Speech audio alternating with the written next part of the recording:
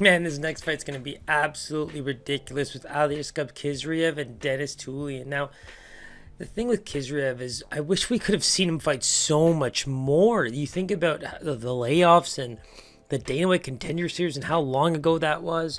And he's one of those fighters where I think I've spoken about this before, where time away can be, both really, really good or really, really bad. It's just, all of that time developing is one thing, but then all of that time either nursing injuries or whatever it is, just not being yourself, could make you much worse off in the octagon. Now, the beautiful thing about this man, when we watch him on the Dana White Contender Series, we saw the chain wrestling. We saw the power.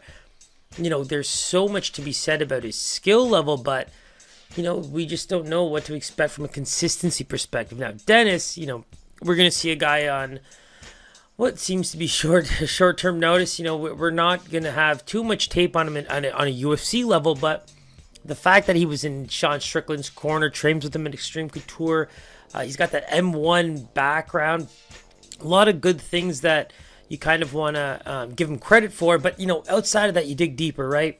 I feel like he's very susceptible to getting taken down. He's been in some crazy wars, and I feel like he's very durable. He's got a good chin, but you think about the way he fights. It's guys like Khizriev that when they implement that style of technique meets violence, it's just guys like Dennis have to really find ways to make it a dogfight and not fall into the trap of, defending the wrestling to the point where they're trying to just get back to their feet, but that chain gang, right? I really think Khizriev's going to be able to find his way to the ground sooner or later and just get into those opportune areas. Now, for Dennis, like I said, man, that dog fight, you look at some of those beautiful knee finishes he's got in like the M1 classics. It's all about that, right?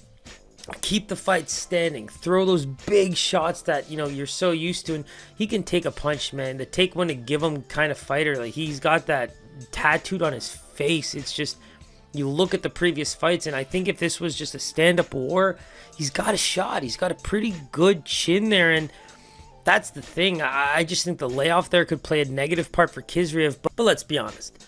We know that Khizriev is going to be a favorite. Right now, I've got a line written down about minus 200. The durability and power is there for Dennis, but I just don't know if, that wild style is going to be something that, Khizriev is going to fall a victim to. So let's go Khizriev as a minus 200. I really like that line. I think it makes a lot of sense here. And wow, he's a minus 450 with Dennis coming as a minus 450. Sorry, as a plus 350. And yeah, even on opening lines, minus 350. So, he's gone up about 100 points already. And I guess we can see that go up even further, judging by what could happen when fight night rolls around.